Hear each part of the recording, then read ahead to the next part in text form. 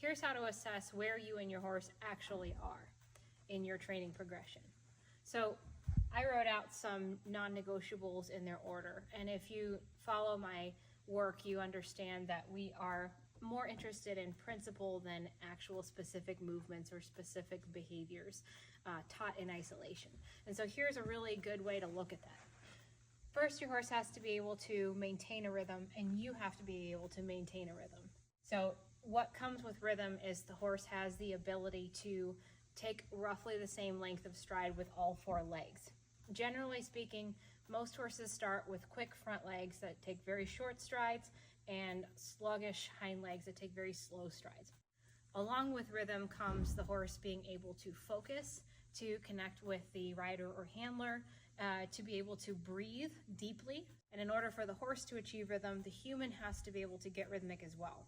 And so if you're trying to ride a shoulder in, for example, without rhythm, you're going to be starting at a compromised point already, and you're going to be accidentally strengthening compensation patterns instead of doing the intent of that movement. So from there, we have alignment, which is the horse's ability to keep the front legs in front of the hind legs. And from there comes tempo or range of motion, meaning that the horse can take longer or shorter strides without losing rhythm and alignment.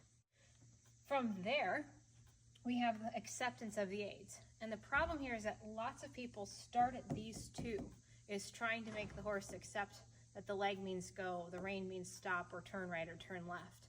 And if the horse can't regulate rhythm, alignment, and have good range of motion, the horse is going to be forced to suck the neck backward or rotate it.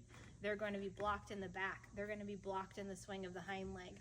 They're going to have trouble breathing, and they're going to have trouble focusing. And from there, once we have acceptance of the aids, meaning that the horse can accept a rein contact without shortening the base of the neck or rotating it, without popping their head up or dropping it down, and that we can put the leg on them to shape their rib cage without it tightening their back or their ribs. From there, we can go on to teaching specific movements.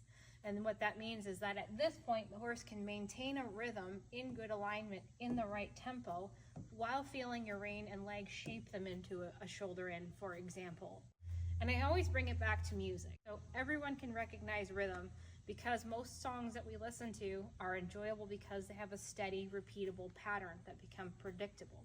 You wouldn't notice if somebody in the orchestra or the band you were listening to missed a note here or there, as long as the rhythm was maintained.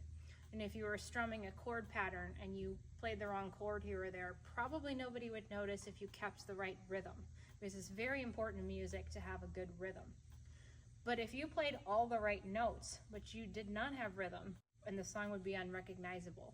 So it is most important to maintain rhythm so that everything from there can flow.